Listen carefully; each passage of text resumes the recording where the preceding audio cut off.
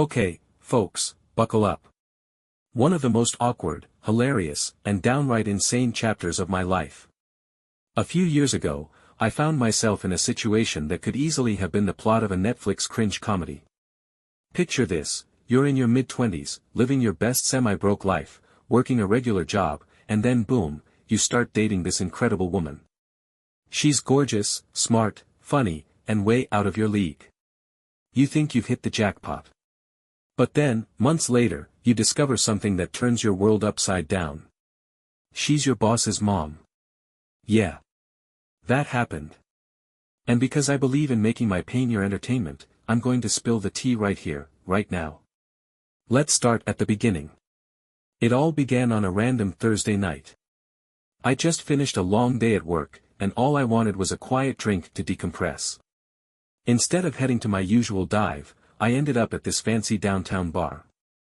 You know the type, soft jazz playing in the background, dim lighting, and overpriced drinks that make you question your life choices. I wasn't planning on staying long, but then I saw her. Mari.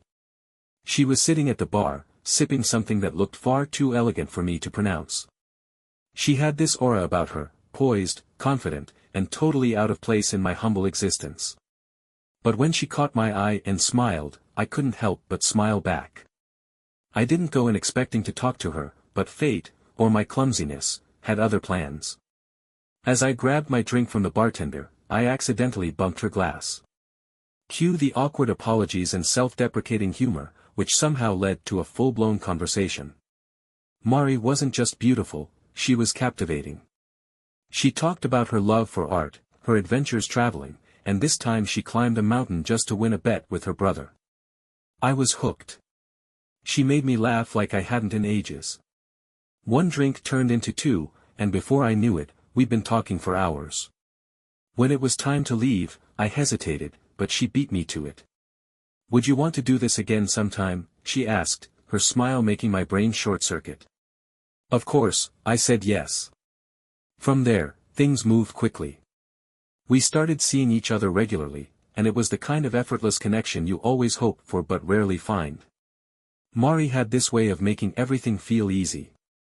She didn't ask too many questions about my life, and I didn't push for details about hers. It was perfect. She mentioned her son once, in passing, but it didn't seem like a big deal at the time. I was too wrapped up in the whirlwind of our romance to think twice about it. For months, we lived in this little bubble of bliss. No drama, no complications, just us. I'd go to work during the day, and she'd be waiting with a glass of wine and a smile at night. It was like something out of a movie. Then, one morning, that bubble burst. I woke up at Mari's apartment after a particularly great night. She was already in the kitchen, making coffee, and I was lying in bed, soaking up the moment. That's when I saw it, a photo on her dresser. At first, it didn't register. It was just a picture of Mari with a younger guy. I figured it was her son. But then I looked closer. My heart stopped. The guy in the photo wasn't just anyone. It was James. James, my boss. The same James who ran the office where I spent most of my waking hours. And that's when it hit me, I had been dating my boss's mom. So, there I was, standing in Mari's bedroom, staring at that photo like it had just insulted my entire existence. James, my boss, the guy I reported to 5 days a week, was in the picture, grinning alongside Mari. I couldn't believe it. The same James who loved micromanaging and bragging about his golf game was Mari's son. The dots started connecting in the most horrifying way. All those jokes James made in the office about being a mama's boy suddenly took on a whole new meaning. I was dating my boss's mom. Now, you'd think the logical next step would have been to calmly confront Mari about it, right? Nope. I panicked. Like, full-on, heart-racing, sweat-pouring panic. I shoved on my clothes, made some excuse about needing to get to work early, and bolted out of there. The whole commute to the office, I replayed every moment I'd spent with Mari in my head. Had she ever mentioned James's name? Had I missed some obvious red flag? I couldn't remember, but now I couldn't unsee it. And, of course, it was a Friday, corporate party day. Yes, James had invited the whole team to some swanky dinner event to celebrate our achievements, read, to drink and awkwardly network. Normally, I'd have been dreading it. But now, I was terrified. Because I knew Mari would be there. When I walked into the venue that evening, I immediately spotted James, standing at the bar and chatting with some colleagues. I prayed he wouldn't notice me and tried to blend into the crowd. It worked, for about 10 minutes. Then, the moment I'd been dreading happened. "Everyone, meet my mom," James announced, his voice booming across the room. I froze, my drink halfway to my mouth, as Mari walked in. She looked stunning, of course, but the second our eyes met, I knew she was just as shocked to see me as I was to see her. Her composure, though, flawless. She smiled at the room, greeted people politely, and somehow avoided looking directly at me. Meanwhile, I was about 2 seconds away from crawling under the nearest table. James introduced Mari to everyone, and when he finally got to me, I almost fainted. "Mom, this is Kevin. One of my team leads. Kevin's been doing some great work lately." Mari smiled, this tight, controlled smile that screamed act normal, and shook my hand like we were strangers. "It's a pleasure to meet you," she said, her voice calm and composed.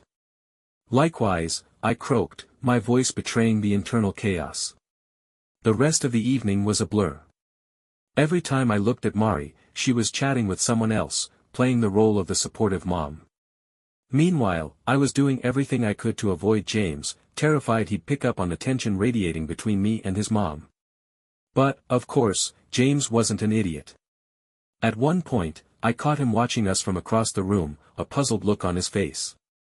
He didn't say anything, but I could feel the gears turning in his head. And when he smirked at me over his drink, I knew he was suspicious. The whole night, I kept expecting him to pull me aside and demand to know what was going on. But he didn't. Instead, I spent the party on edge, constantly waiting for the other shoe to drop. When the event finally ended, I practically ran out of there. My mind was racing, trying to figure out what to do next. Should I confront Mari? Come clean to James? Quit my job and move to another city? All I knew was that this situation was about to get a whole lot messier. After the corporate party, my life turned into a bizarre game of, how long can I avoid eye contact with my boss's mom? Spoiler alert, not long. Monday morning rolled around, and I was already a nervous wreck. I barely slept all weekend, replaying every awkward interaction from the party and imagining worst-case scenarios. Would James fire me? Would Mari call me to explain? Would they both team up and plot my demise? When I got to the office, I half expected James to be waiting by my desk with a raised eyebrow and a pink slip. But to my relief, and increasing paranoia, he acted completely normal. Too normal. He joked about his golf game, made the usual snide remarks about our deadlines, and didn't even glance in my direction when he talked about his weekend. But Mari? She wasn't as easy to ignore. The first time I heard from her was a text. "Mari, we need to talk. Tonight?" Simple. Direct. Terrifying. I spent the rest of the day agonizing over how the conversation would go. Would she be mad? Sad? Embarrassed? And more importantly, how were we going to handle this mess without James finding out? That evening, I went to her place, my stomach in knots. She opened the door with a tired smile, looking just as tense as I felt. "Kevin," she said, stepping aside to let me in. "I think we both know this situation isn't sustainable." I nodded, not trusting myself to speak without blurting out something stupid. We sat on the couch, and Mari sighed, running a hand through her hair. "I should have told you about James earlier," she admitted. "But honestly, I didn't think we'd get this far." I let out a weak laugh. "Yeah, me neither." For the first time that night, we both smiled, a brief, bittersweet moment of shared understanding. Mari was honest with me. She explained that she'd been divorced for years and hadn't dated seriously in a long time. When we met, she was just looking for something casual, something fun. She never imagined it would turn into this tangled web of awkwardness. I really care about you, Kevin, she said, her voice soft. But we can't keep this up. It's not fair to you, or to James. She was right, of course. As much as I hated to admit it, there was no way our relationship could continue without blowing up my career and her family. By the end of the night, we'd agreed to end things. It was painful, but also strangely relieving. At least now, I had a clear path forward. Or so I thought. The next day at work, James cornered me in the break room. Kevin, he said casually, leaning against the counter. How was your weekend? Fine, I stammered, my brain screaming abort mission. He grinned, that sly, knowing grin I'd come to dread. You know, my mom mentioned you the other day. My heart stopped. Oh. Yeah, he said, taking a sip of his coffee. She said you're one of the most hard-working guys in the office. She thinks you're great. His tone was light, but his eyes told a different story. He knew. I tried to play it cool. That's nice of her to say. James didn't respond right away. He just stared at me for a moment, then said with a chuckle, "You've been spending a lot of time downtown lately, haven't you?" It was the way he said it, like he was daring me to admit something.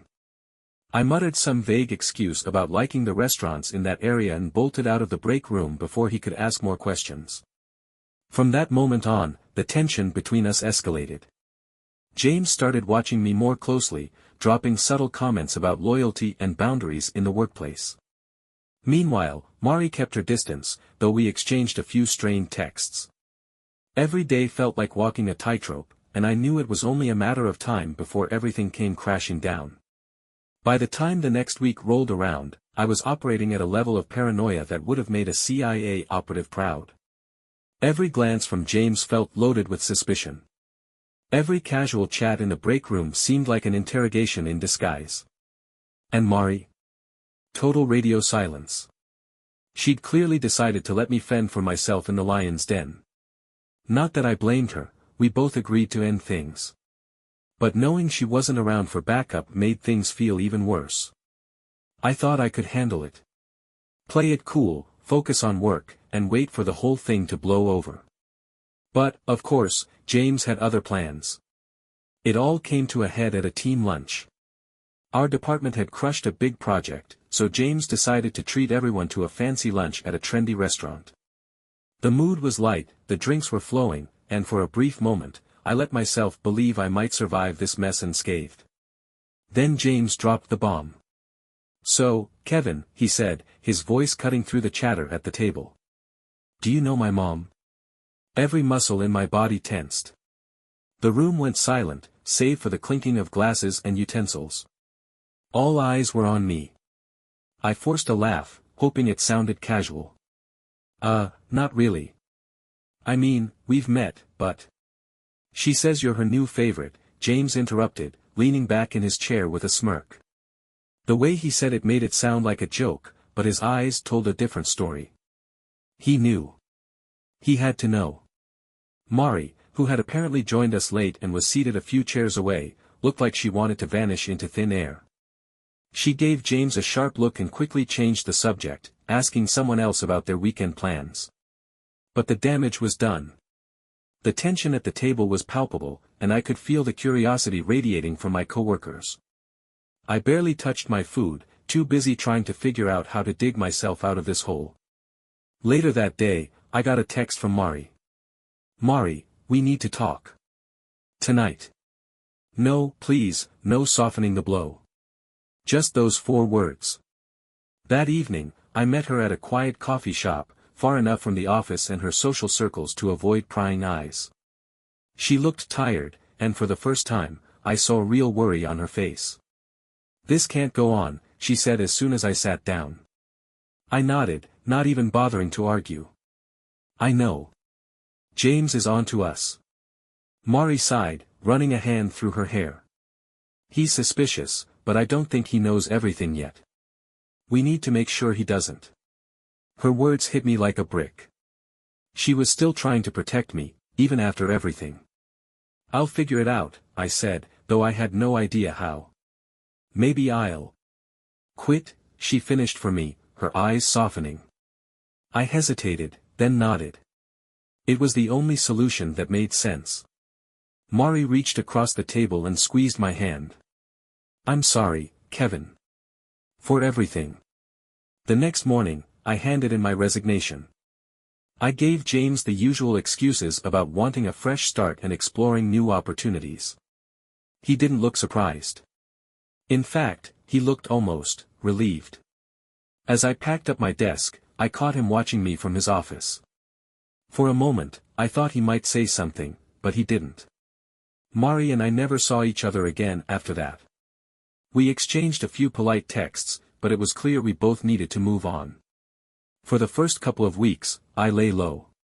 I avoided the downtown bar where I'd met Mari, didn't answer calls from coworkers, and tried to process everything. Friends asked why I quit my job so suddenly, and I mumbled something vague about needing a change. There was no way I could explain the truth without becoming the punchline of every group chat. Mari and I texted once or twice, but the messages were short and polite. Neither of us wanted to drag things out or make it harder than it already was. Still, there were moments when I'd think about her, how easy it was to talk to her, how she made me laugh, and how she'd been the one bright spot in an otherwise mundane routine. But the thought of James and the fallout kept me grounded. Some things just weren't meant to last. Eventually, I found a new job at a smaller company. The pay wasn't as good, and the office wasn't as fancy, but the vibe was more laid back. It was exactly what I needed, a fresh start with no lingering drama. Over time, I started opening up to a few close friends about what happened. At first, they didn't believe me. "There's no way you dated your boss's mom," one of them said, laughing so hard they nearly fell out of their chair. But once they realized I was serious, the jokes came pouring in. "Did she pack you lunch for work? Did you call her mom by accident? Man, you really took know your coworkers to a whole new level." As much as I hated being the butt of the joke, laughing about it helped. It reminded me that, while the situation had been awkward and messy, it was also kind of hilarious. Months later, I bumped into James at a coffee shop. I hadn't seen him since my last day, and I wasn't sure how he'd react.